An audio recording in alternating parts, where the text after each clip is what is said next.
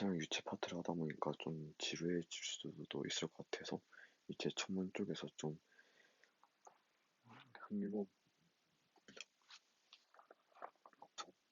상태, 일명 골디락스 존이라고 불리는 거는 액체 상태의 물이 존재할 수 있는 공간을 뜻합니다.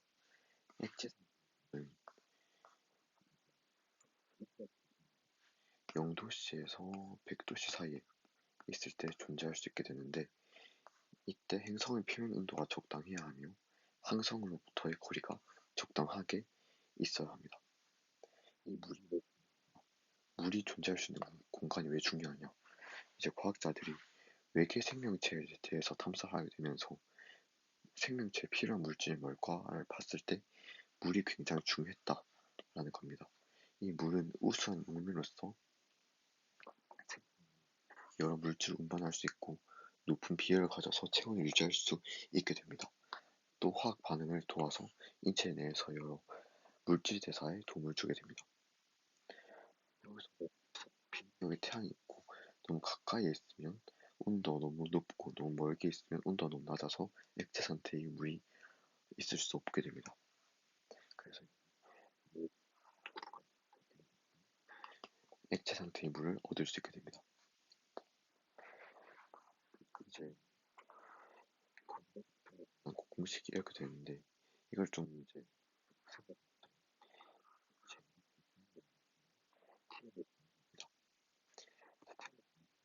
알스타, 이제 어떤 별의 광도가 2배 더 크다고 가정해 봅시다.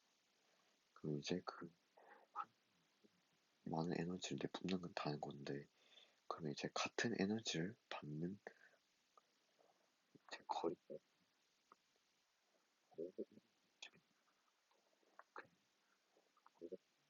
거리만큼 에너지를 내뿜는데 L스타 특정 애가 이만큼 더 거리를 내뿜을 때 루트 200, 즉 같은 에너지 온도를 얻게 됩니다. 따라서 루트를 씌워주는 건 저희가 자연스럽게 이해할 수 있게 됩니다. 자, 그럼 몇 도냐? 어떤 항성이 있을 때 거리가 A라고 했을 때 이 행성 뭐냐를 저희가 낼 필요합니다. 지금 방금과 같이 항성이 있고 행성이 있을 때 거리의 제곱에 반비례해서 에너지가 전달된다라는 것이고, 알베도는 특정 행성이 항성의 빛을 반사하는 정도입니다. 이 알베도 값은 0부터 1 사이로 나타나게 되고, 만약에 0이라면 항성의 빛을 모두 흡수하고 1이라면 모두 반사하는 것입니다. 슈테만 볼츠먼 법칙은 이제 예를 들어서 지구의 지표면의 온도가 라지 T일 때 이게 시그의 복사를 방출한다라는 것입니다. 자, 이제 태양으로 좀 들어가게 되면 여기 이게 뭐 일반화해서 얘기하면 모항성, 모행성이겠죠. 자, 이 거리가 A고 이 행성의 반지름이 R이라고 합시다.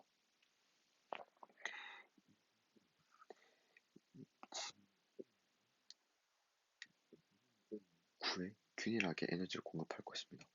그리고 그 표면적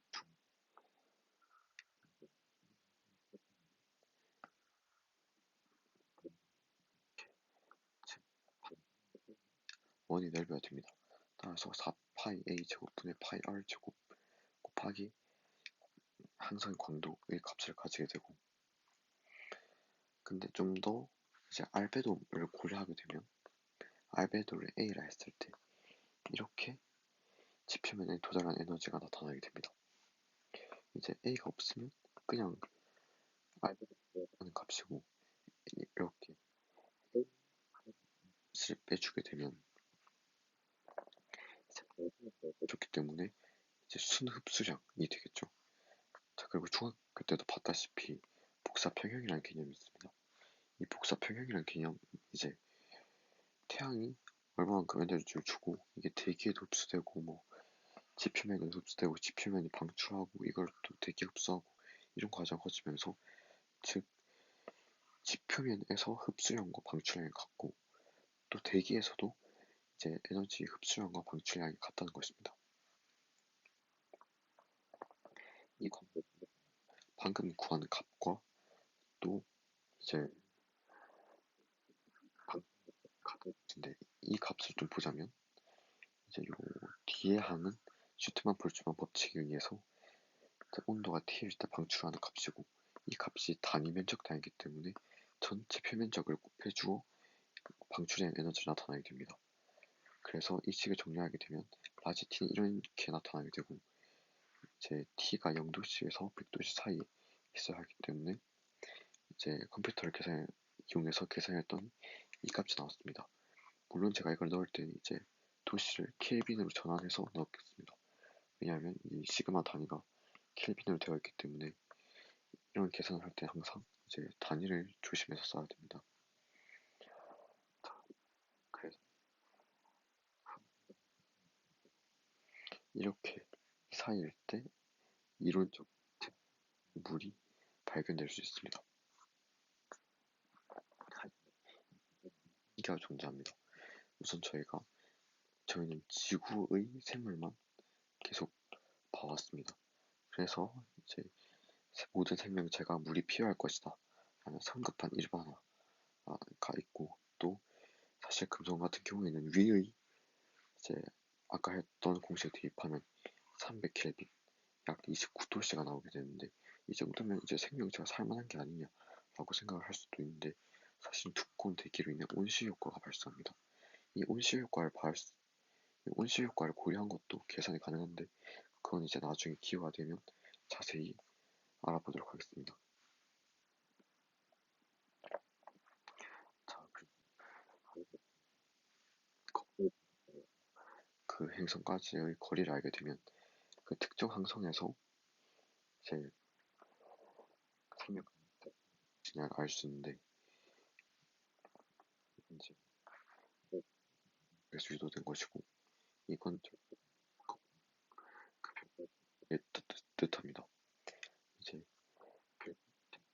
도달하기까지 여러 그때 이제 성간 소강이랑 대기 소강이 일어나게 됩니다.